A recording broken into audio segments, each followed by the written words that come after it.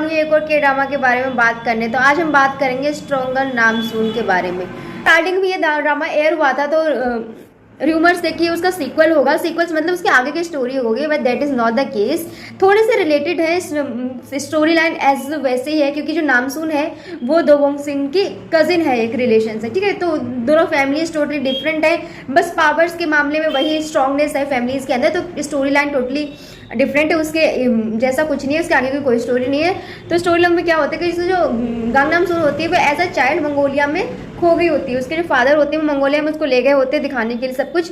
तो वहाँ किसी कारण से वो खो गई होती है। जब वो खो गई होती है तो मंगोलिया में एक कपल को मिली होती है, तो वो कपल इसको नामसून को पालते पोसते हैं, बड़ा करते हैं। तो ये ऐसा, तो जब ये धीरे धीरे बड़ी होने लगती, समझने लगती थी, उसको समझ में आता, उसके पेरेंट्स उसको बताते तुम हमें घोड़े पर मिली थी और तुमने ये कपड़े पहन रखे, तो सब कुछ उसको दिखाते हैं। तो अपने कपड़ों पे वो देख लेती है मेड इन कोरिया लिखा हुआ, तो उसको समझ आता है कि वो साउथ कोरिया से आई है। फिर वो वही स्टडी करनी शुरू करती है, कोरियन लैंग्वेज की टीचर ढूंढती है और बहुत मेहनत करती है, पैसे कमाती है ताकि अपनी फीस भर सके कोरियन लैंग्वेज की। कोरियन सीखती है वहाँ पे और ट्राई करती है। जब वो बहुत सारे पैसे कमा लेगी, फ्लाइट के टिकट्स वगैरह, रहने वगैरह का खर्चा वगैरह सब कर लेगी, तब वो वापस कोरिया जाएगा। जब वो अपने पेरेंट्स की भी हेल्प कर लेगी, जिनके साथ वो रह रही है, और सब कुछ हो जाएगा तब। तो जब वो चाइल्डहुड से ये सब प्लानिंग करते हैं, जब वो एडल्ट हो जाती है तो वो साउथ कोरिया आने का उसने प्लान कर रखा होता है, उसके पास सेविंग्स होती है बहुत सारी, तो साउथ कोरिया आ जाती है। साउथ कोरिया होने के बाद उसने सोच रखा होता है ये सब बिल्कुल वैसा ही होगा जो वो ड्रामाज में, के ड्रामाज में देखती थी, स्क्रीन पे देखती थी सब। लेकिन यहाँ आने के बाद उसको पता लगा कि नहीं, सब कुछ एकदम से वैसा नहीं है, कि हर कंट्री की तरह साउथ कोरिया भी एक अलग कंट्री है। तो यहाँ पे जब वो रहने जाती है तो स्कैम हो जाता है। वो किसी एक ऐप के थ्रू अपने घर रेंट पे बुक करती है, कितने टाइम के लिए मैं लेती हूँ, लेकिन वो जो पर्सन होता है वो टर्न आउट होता है कि वो एक स्कैमर था जिसने इसके सारे पैसे ले लिए और पैसे लेके फरार हो गए। तो ये पुलिस में जाती है। तो पुलिस में जहाँ जाती है उस वक्त वहाँ पे ड्रग से रिलेटेड केस चल रहा होता है। तो जो डिटेक्टिव होता है गांगी शेख, तो वो इसके सारे जो भी उसको लगता है कि सस्पिशियस है वो चीज़ें इसकी ले लेता है, और जबकि वो चीज़ें इस लड़की के लिए, गांगनाम शून के लिए इंपॉर्टेंट भी होती हैं।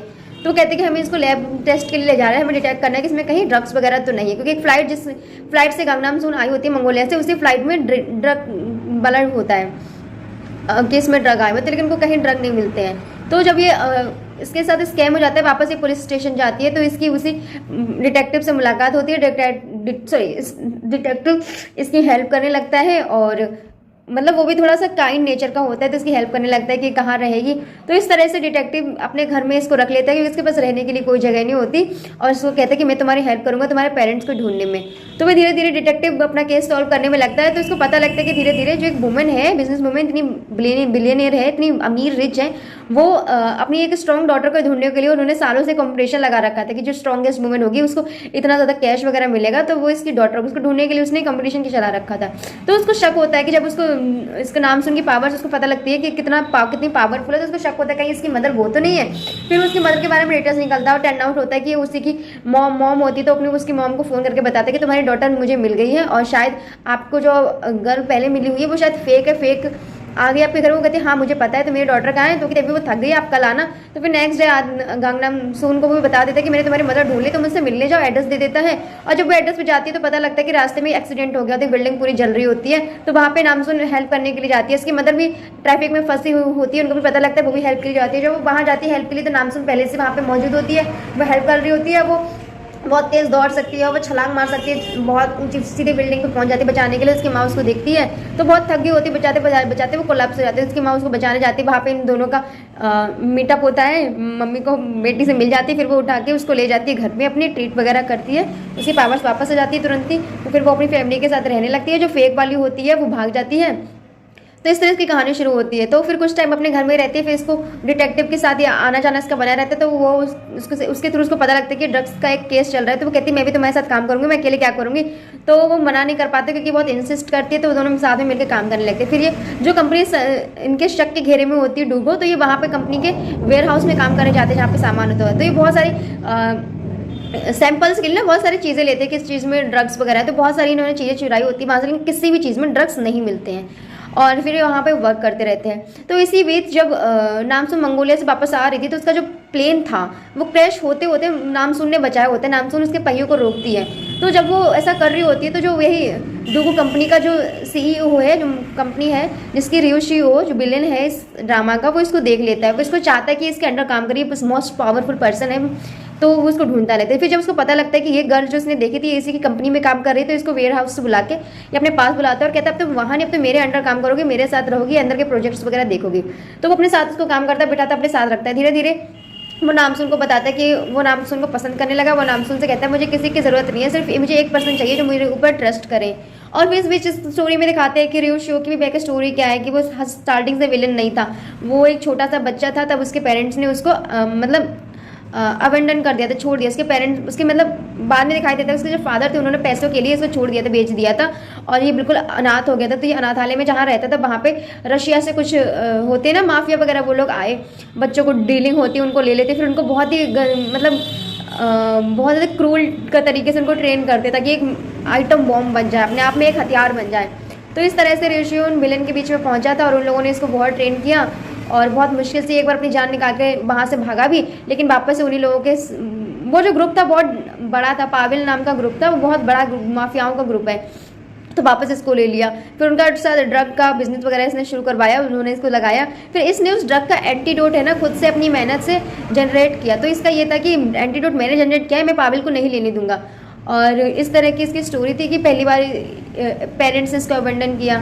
फिर इसका जो बेस्ट फ्रेंड था वहीं पे, तो जहाँ पे इसको ट्रेन किया जाता है, वो बेस्ट फ्रेंड था वो भी चला गया, अकेला हो गया। तो इसको बहुत अकेला फील होता था, कोई इसको नहीं था। तो जब नामसून इसके अंडर में काम करने लगे, धीरे धीरे इसको नामसून बहुत अच्छी लगने लगी। तो इसको लगा कि नामसून इसको कभी धोखा नहीं देगी, वो उसको प्यार करने लगा। लेकिन एंड में क्या होता है कि नामसून भी इसको धोखा देती है, क्योंकि नामसून अपने पेरेंट्स को, घर वालों को, दूसरे लोगों को बचा रही होती है ड्रग्स से, क्योंकि ये ड्रग सेलर होता है। पूरी कंट्री में हर जगह ड्रग्स ही ड्रग्स होते हैं अलग अलग तरह से। तो पता लगता है ड्रग ऐसे जो किसी भी चीज़ में होंगे पता नहीं लगते हैं। तो एक बार सैंपल पता लगा कि जो मास्क है देखने में मास्क जैसा लगता है, लेकिन जब उस मास्क के ऊपर पानी की ड्रॉप वाटर पड़ेगा तो वो लिक्विड नहीं, मतलब पाउडर हो जाएगा। तो इस तरह फॉर्म में होते हैं। तो जब इनकी डिस्ट्रीब्यूट हो रहे थे ना, एक्सपोर्ट की जा रहे थे, जैकेट एक्सपोर्ट की जा रही थी एक बहुत वॉर्म मोटी सी, तो पता लगा उस जैकेट के अंदर जो फर भरे हुए हैं वो फर नहीं है, वो ड्रग है। तो उन फर को जब पानी के साथ डाला गया तो पूरे पाउडर शेप में बन गए, तो वो ड्रग्स थे। इस तरह से पता लगा और धीरे धीरे फिर नामसून की मदर ने सारा इसका रियो का डूगो का बिजनेस एक्सपोज किया कि ये पाविल के साथ मिलकर क्या क्या कर रहे हो। जितने भी मिनिस्टर वगैरह थे सब एक्सपोज हो गए थे एंड टाइम में।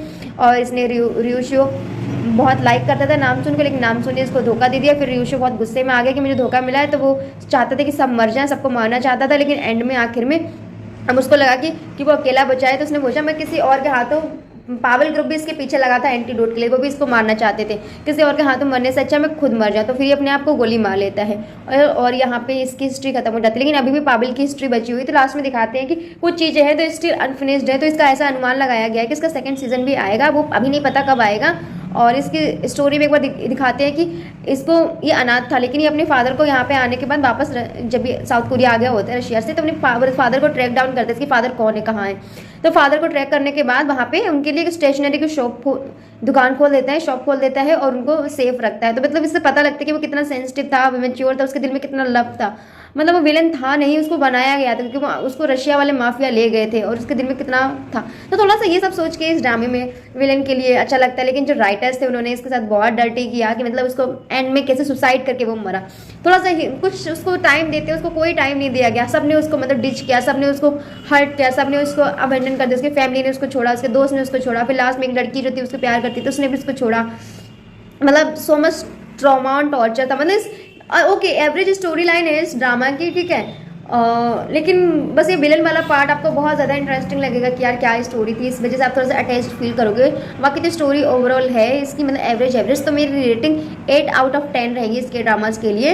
अगर रियो शियो नहीं होता ना इसमें तो मुझे लगता है कि मैं 8 भी देती, क्योंकि स्टोरी नॉर्मल है, ठीक है, एवरेज ही है। तो बस रियो शियो के लिए जितनी भी रेटिंग्स हैं आप देखो, आपको मज़ा आ जाएगा। कुछ मत देखो, बस इस विलन को देखो। ओके मिलते हैं फिर नेक्स्ट के ड्रामा में।